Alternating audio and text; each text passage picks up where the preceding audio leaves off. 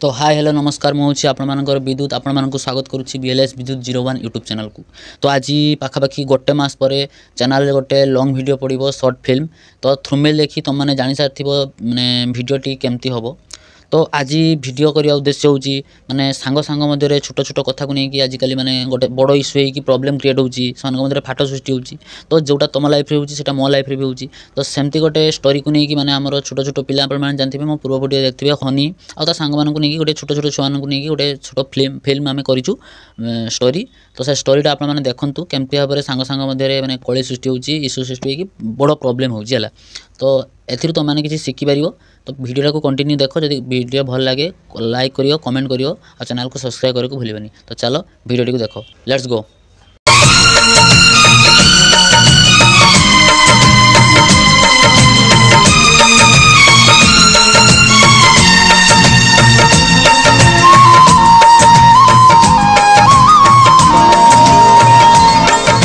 मो आखिरे तू पलक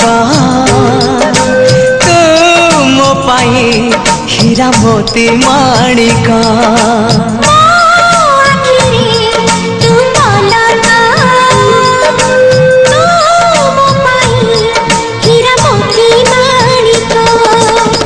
पलक रे तोर सब बेले थी हाथ बढ़ेले तो साथे गाइबी जीवन गीत मितरे मिता